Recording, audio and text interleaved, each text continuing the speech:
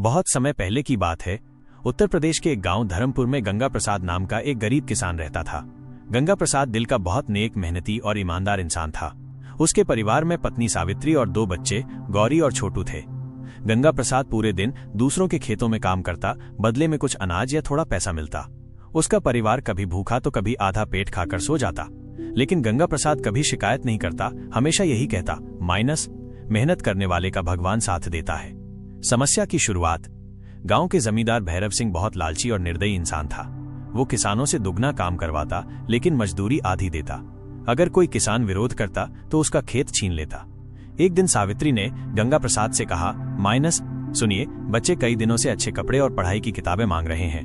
क्या हम उनके लिए कुछ नहीं कर सकते? ये गरीबी कब तक चलेगी? गंगा प्रसाद ने लंबी सांस भरते हुए कहा, माइनस मैं भी यही सोचता हूं सावित्री, लेकिन जमींदार हमें हमारी मेहनत की पूरी मजदूरी ही नहीं देता। हम चाहें तो भी बच्चों का भविष्य नहीं सुधार सकते। बच्चों की पढ़ाई रुकने वाली थी, घर में अन्न भी कम बचा था। ये परिवार सचमुच बहुत मुश्किल में था। संघर्ष। अगले दिन गंगा प्रसाद खेत में काम खत्म करके घर लौट रहा था। वो रास्ते में सोच रहा था, माइनस काश भगवान मेरी मदद कर देते। मैं सिर्फ अपने परिवार ही नहीं, पूरे गांव की हालत सुधार देता।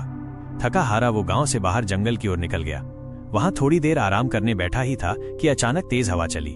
पेड़ों की टहनियां हिलने लगी और सामने की झाड़ियों में कुछ चमकता हुआ दिखाई दिया। जादुई मोड़। गंगा प्रसाद पास जाकर देखता है तो एक पुराना मिट्टी का घड़ा मिलता है। जैसे ही उसने घड़े को उठाने की कोशिश की, अचानक एक तेज रोशनी फैलती है और उसके सामने एक जिन्न प्रकट होता है। जिन्न ने गहरी आवाज में कहा, माइनस गंगा प्रसाद डर मत, मैं इस घड़े का रक्षक हूँ। तुम्हारी मेहनत और सच्चाई देखकर ही तुम इस घड़े तक पहुंच पाए हो। ये कोई साधारण घड़ा नहीं, बल्कि जादुई घड़ा है। गंगा प्रसाद ने घबराते हुए पूछा, माइनस जादुई घड़ा, इसमें ऐसा क्या है? जिन बोला, माइनस तुम इस घड़े में जो भी एक वस्तु डालोगे वही वस्तु बार बार निकलती रहेगी। लेकिन ध्यान रखना, माइनस एक बार जो वस्तु चुन ली वही जिंदगी भर डालनी होगी। अगर लालच में आकर नियम तोड़ा तो घड़ा नष्ट हो जाएगा और तुम्हें भारी कष्ट उठाना पड़ेगा। पहला प्रयोग। गंगा प्रसाद ने घर जाकर सावित्री को सब कुछ बताया। दोनों ने बहुत सोच विचार किया। सावित्री बोली, माइनस हमें सबसे पहले बच्चों की पढ़ाई के लिए पैसे चाहिए। अगर हम इसमें गेहूं का दाना डाल दें तो हमें अनाज कभी कम नहीं पड़ेगा। लेकिन सिर्फ अनाज से बच्चों का भविष्य नहीं सुधरेगा। हमें ऐसा कुछ चाहिए जिससे पैसा भी आए। गंगा प्रसाद को अचानक याद आया, माइनस गांव में सबसे ज्यादा कीमत गन्ने की होती है। अगर मैं गन्ना डाल दूं तो उससे गुड़, रस और चीनी बनाकर हम व्यापार कर सकते हैं। दोनों ने तय किया कि पहला प्रयोग गन्ने से करेंगे। गंगा प्रसाद ने घड़े में एक ताजा गन्ना डाला और देखते ही देखते घड़ा गन्नों से भर गया। दोनों की खुशी का ठिकाना न रहा। बदलाव। अगले दिन गंगा प्रसाद गन्ना लेकर पास के कस्बे में गया। वहां उसने गन्ने बेचे और खूब पैसा कमाया। धीरे धीरे उसने गुड़ और चीनी बनाने का छोटा कारखाना शुरू कर दिया। कुछ ही महीनों में गंगा प्रसाद का घर खुशियों से भर गया। बच्चों के पास नई किताबें, अच्छे कपड़े और पर्याप्त खाना था। ईमानदारी और साझेदारी। लेकिन गंगा प्रसाद सिर्फ अपने परिवार तक ही सीमित नहीं रहा। उसे याद था कि गांव के बाकी किसान भी जमींदार भैरव सिंह के अत्याचार से परेशान हैं। उसने गांव के लोगों को बुलाकर कहा, माइनस भाइयों, मेरे पास भगवान का दिया हुआ ऐसा साधन है जिससे सबका भला हो सकता है। अगर तुम सब साथ मिलकर मेहनत करोगे तो हम सब गरीबी से निकल सकते हैं। गांव के किसानों ने उसकी बात मानी। सब मिलकर गन्ने के व्यापार में शामिल हो गए। धीरे धीरे गांव इतना संपन्न हुआ कि भैरव सिंह का जुल्म खुद ब खुद खत्म हो गया। अंतिम परीक्षा।